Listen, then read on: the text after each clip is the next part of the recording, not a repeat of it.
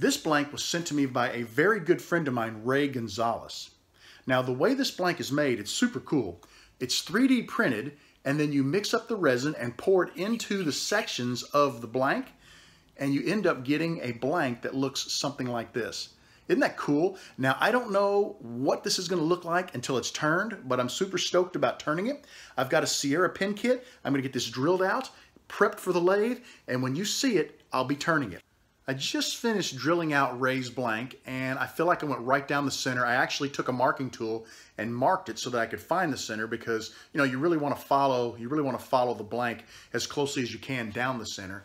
A couple of things I wanted to point out. Recently, I had a good friend contact me and say, hey, I was turning an acrylic blank and my drill bit got stuck. What can I do to get it out of the blank?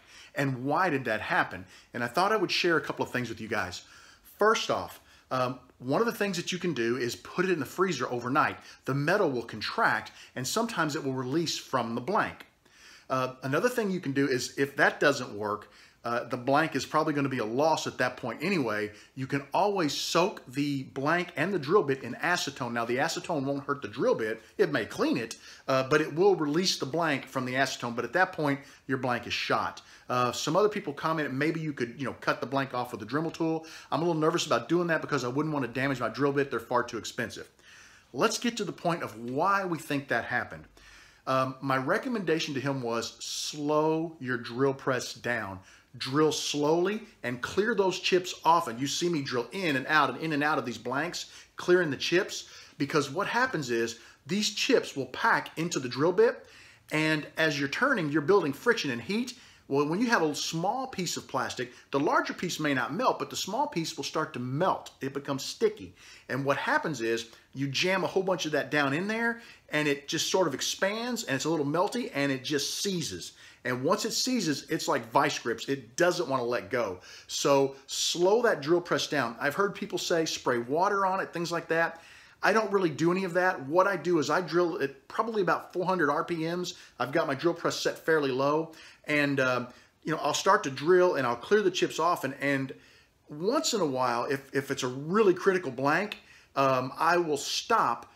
I'll get about halfway through, maybe a third of the way through. I'll stop, and you can feel the bit. Don't just grab it, it'll burn you. But let the bit cool and then finish drilling. That makes a huge difference. Now, this was kind of cool. I showed you guys in the beginning what one of the shells looks like that you fill when you make these. What's cool is you're drilling this blank, and normally you don't have much noise when you're drilling an acrylic blank. But as I hit that stuff, the PMA or whatever the stuff is that you use on your 3D printer, I could hear these little crunching noises.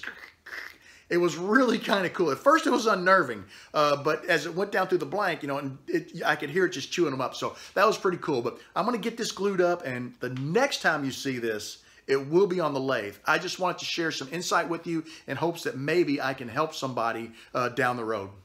I've got this Gisi style blank chucked up. It's ready to turn. Had a chance to communicate with Ray a little bit over social media, and he told me that this is actually a P-Town subby mold, and the material that he used was aluminite, so this should turn quite nicely. I'm really excited to see just how it turns.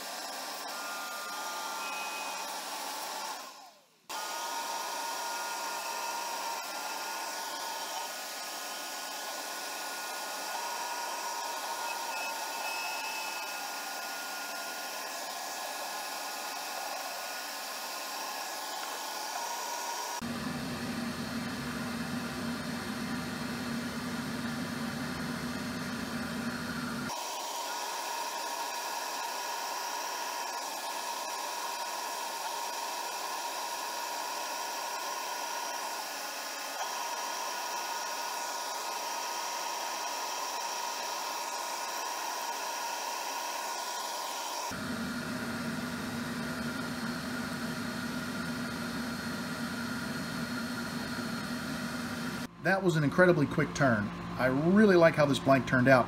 Notice this little thin red line here and the same little thin red line at the back end. That is the edges of the blank that you're filling. I cannot believe that I was able to, I didn't even try, and I wouldn't be able to do it again if I tried, but I actually got right to the edge, the back and front edge of the blank, and I think that's going to look really cool with that little thin red line there. This blank, it looks great. It lined up perfectly. I'm going to go ahead now, and you can see some scuff marks in it. I need to clean it up. I was cutting rather quickly and rather aggressively, which is unfortunately kind of my style. I need to slow down sometimes, but I'm happy with that. We're going to go ahead, and I think I'm going to hit this with a little 600 grit sandpaper and just kind of see if I can take some of these deeper, you can't really feel them, but some of these deeper grooves out, and then we'll come back and micro mesh the heck out of it, and you're not going to believe how amazing this is going to look when I'm done. I've got the lathe turned down to about 750, 760 RPMs, and I did that because I don't want to build a lot of heat and potentially melt this blank.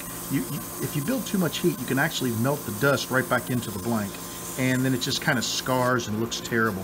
My objective here is just to sort of smooth out the surface, just feeling it with my finger as I go. Every now and then you'll feel like a little rough spot, and when you do, that's where you want to apply just a tiny bit more pressure, but definitely keep the paper moving. That feels really good now. I think I'm ready to go ahead and micro mesh it. I have bumped the lathe up to about 1100 RPMs, and I'm just going to run through the 9 micro mesh pads. We'll get through this first one. I'll let you take a look at the blank. You ought to see a huge difference between the way it looked prior to the 600 grit and the way it looked right after the 600 grit. And then as we polish through with the other pads, it's just only going to get better. Trying to build up a good slurry. You can see it building up here on the back side of the pad. And let's take a quick peek at it. Take a look at that. It's already looking just 1,000 times better. All right, I'm going to shut the camera off. I'm going to run through the rest of these pads, and we'll come back and take a look at this blank once I get done micro meshing. I finished up with the micro mesh. Really happy. The blank is looking amazing, and you can see it a lot better now. And I know you can't on the camera, but there's like a pearlescence to the white, which is really pretty. And I'm looking forward. I'm going to use a little Renaissance wax. I'm going to go ahead now. I've got the lathe running at about 1100 RPMs, and I'm just going to apply a little Renaissance wax. Just polish this up a little bit with the wax. Then we'll break out our buffing wheels, and we will buff this blank.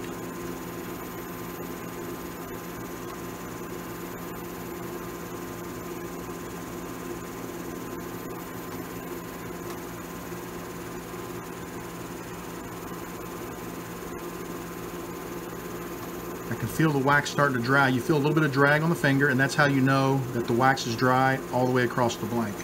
All right, let's get the buffing wheels hooked up, and we're going to buff this blank up, and it is going to really pop. You're not going to believe how nice it looks. I've got my blank ready to press into a kit. I think it turned out absolutely amazing. Give you a good close look at it.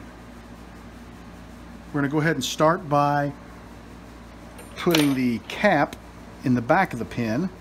And I think I'm going to run it right down this black line here. I'm going to turn her around like this. Let me line everything up so that I can keep a close eye on it, because I want to make sure I hit dead center. And I'm pretty close there. All right, let's go ahead and give it a tap. Oh yeah, that's going nice. That's going to be perfect. I'll go ahead and finish it off. Oh, beautiful, beautiful. Take a look at that. Right down the center. I'm happy with that. That looks amazing. Let's put the rest of the pin together. I got my spring here. I'll slide that onto the ink refill, into the nib. We will thread our transmission. Make sure everything is good and tight. A couple of test turns. And now we have a finished pin. Take a look at that. It did incredible. Absolutely love it. I love the little red stripe. I'm so excited that I got lucky and got that little red stripe at the top and the bottom. Don't know how, but I just think that makes the pin. I'd really like to thank you for joining me in the shop tonight. I had a great time turning this pin. I want to thank my good buddy Ray Gonzalez for sending me the blank. I think it turned out absolutely gorgeous. Just love it. I want you to know that this pin is going to be donated to Pins for Troops at the Midwest Ohio Valley Pin Turners Gathering coming up in September 14th and 15th, 2019. So I hope some soldier somewhere in the world enjoys this pin as much as I enjoyed making it. Have a great evening. I want you to know that you are always welcome in my shop. Come back and see me again real soon, and take care, everybody.